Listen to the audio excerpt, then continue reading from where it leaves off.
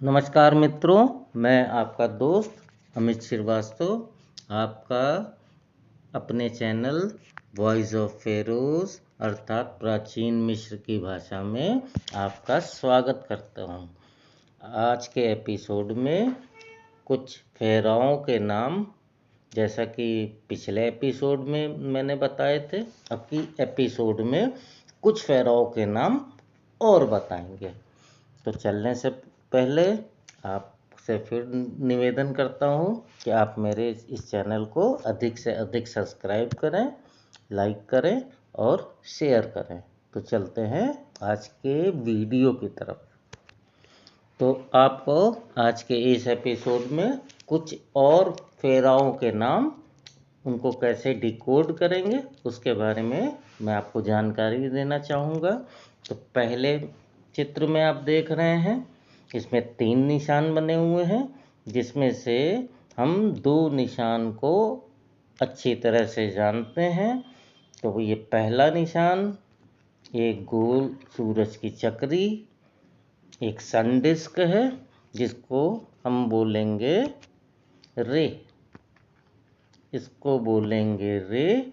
और दूसरा शब्द आप अच्छी तरह से जानते हैं, ये फा है या अंग्रेजी का एफ है। ये एक नया चिन्ह है, बीच में जो आप एक चिड़िया जैसी संरचना देख रहे हैं, इसको बोलते हैं बा बोलते हैं, इसको भी बा बोलते हैं। पिछले एपिसोड में आपने देखा था जो 2 हाथ उठे हुए थे उसको भी बा बोलते हैं। तो इस चिड़िया को भी, जो सारस जैसी आपको चिड़िया दिखाई दे रही है, इसको भी बा बोलते हैं। तो कुल मिला के इसका नाम हुआ रे।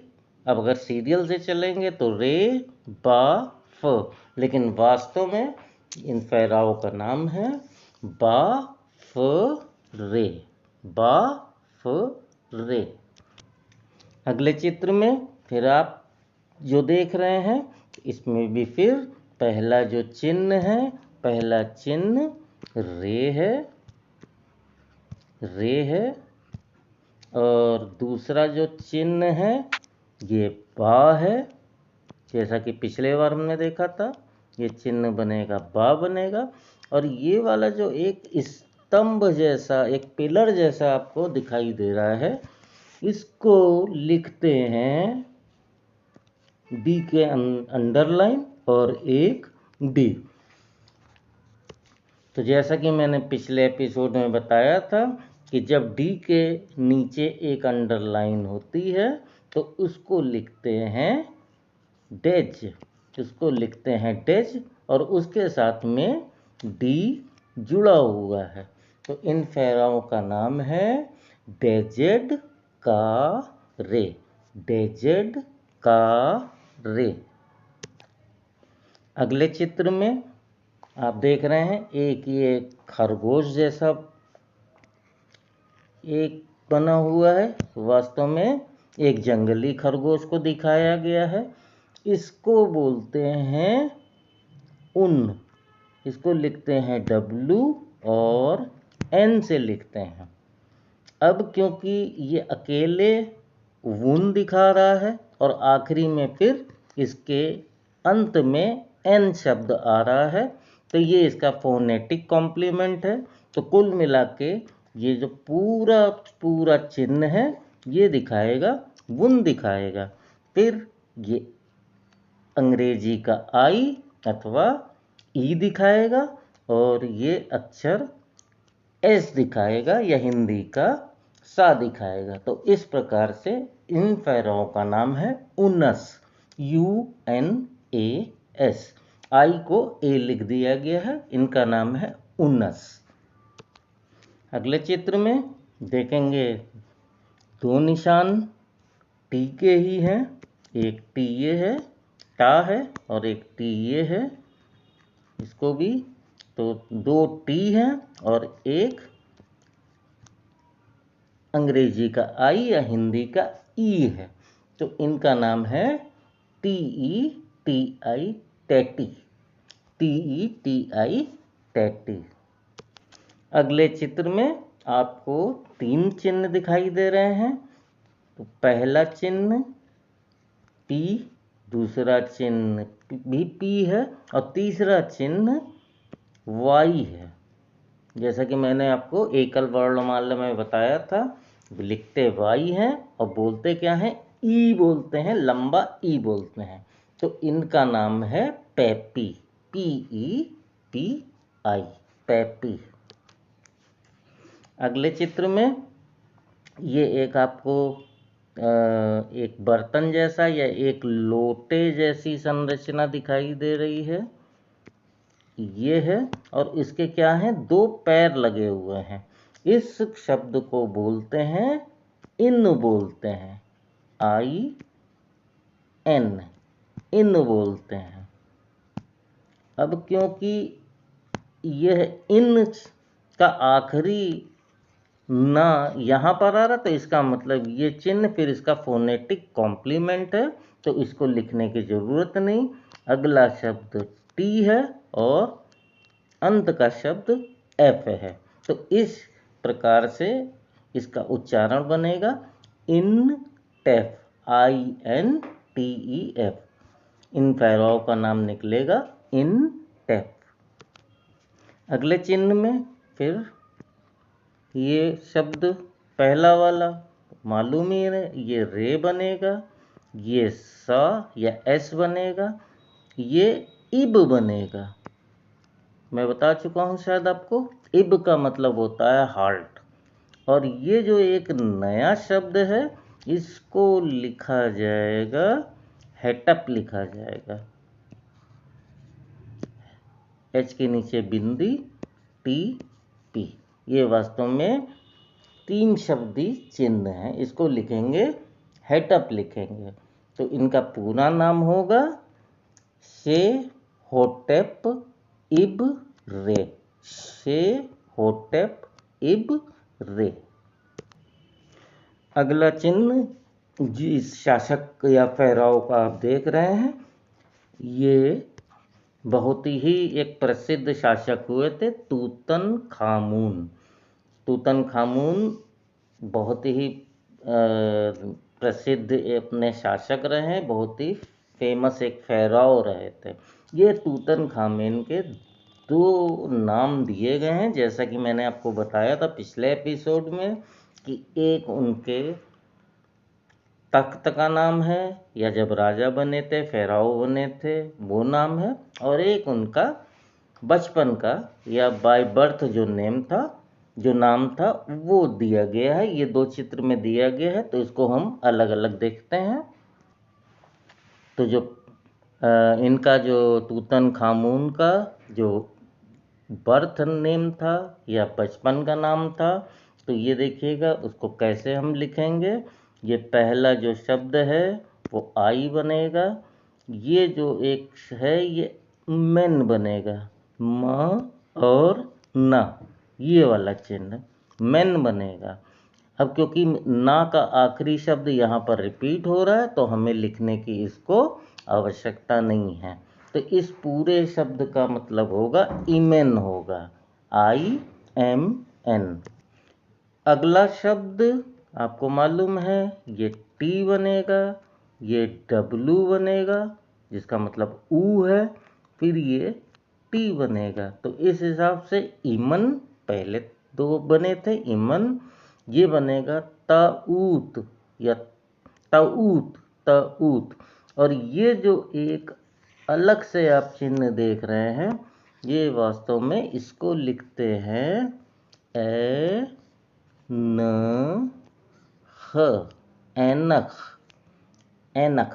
ख के एच के नीचे मैंने बताया था चंद्र बिंदी जैसी लगा देते हैं, तो उसको ख बोलते हैं। तो कुल मिलाकर इनका जो नाम बनता है ईमन ताऊत एनख, तो इनका नाम है तत् अनक इनक या तत् एनक अमून। तत्, तो तत् ये 3 शब्द बने, एनक ये शब्द बना, और इमुन को अमून लिखा जाता है, तो इनका नाम है तत् एनक अमून। अब ये तूतनखामून का जो है थ्रोन का नेम है या राजगद्दी वाला नाम है। तो पहला शब्द फिर रे बनेगा, जैसा कि हर एक में आता है रे। दूसरा शब्द ये नेब बनेगा, एन और बी बनेगा। अब ये जो एक आप देख रहे हैं, एक कीड़े जैसी संरचना है, ये वास्तव में हम अपनी भाषा में इसको गुबरैला कहते हैं, जो गोबर के छोटे छोटे टुकड़ों को जो है लुढ़का के ले जाता है। तो इसको बोलते हैं खैपर बोलते हैं, खैपर। लेकिन क्या है, खैपर के साथ में अब ये देखिएगा यहाँ पर 3 स्ट्रोक लगे हुए हैं, तो इसके आगे ऊ जुड़ जाएगा, डब्लू जुड़ जाएगा, जैसा कि मैं आपको बहुवचन में बता चुका हूँ। तो इनका नाम बनेगा नेब खैपरवू रे, नेब खैपरवू रे बनेगा। अब जो अगला चित्र है, ये तूतन खामून के जो पिता थे उनका नाम है, जिनको हम बुलाते हैं आखे नातन, आखे नातन। तो इसकी डिकोडिंग करते हैं। तो देखिए पहला शब्द इसका जो बना वो आई या ई बना, फिर ये टी बना, ये एन बना, इटन बना। इटन का अर्थ होता है सूरज, इसलिए इसको अब रे लिखने की ज़रूरत नहीं है, क्योंकि रे शब्द का भी मतलब होता है सूरज और इटन का मतलब भी होता है सूरज। तो ये इसका एक डिटर्मिनेंट दिया हुआ है कि हाँ, इस इटन का मतलब क्या है, सूरज है, इसलिए इसको लिखने की ज़रूरत नहीं, ये केवल प्रतीक है।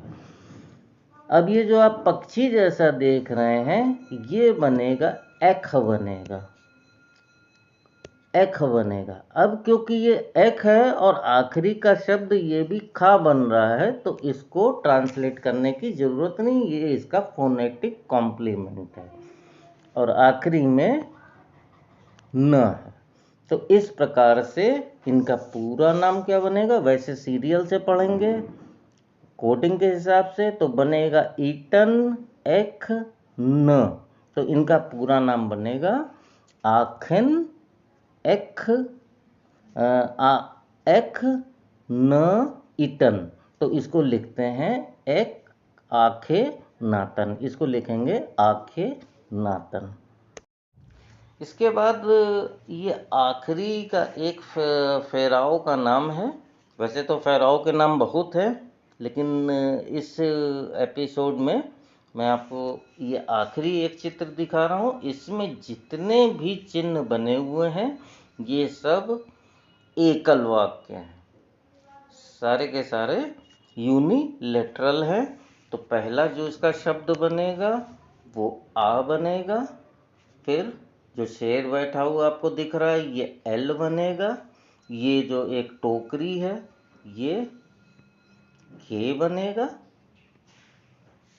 फिर ये जेड बनेगा या एस बनेगा, फिर ये आई बनेगा, ये एन बनेगा, ये डी बनेगा, ये आर बनेगा और ये फिर जेड बनेगा। तो अगर इनको एक तरफ से समायोजित किया जाएगा तो ये बनेगा A L K Z I N D R Z, एलेक्जेंडरस,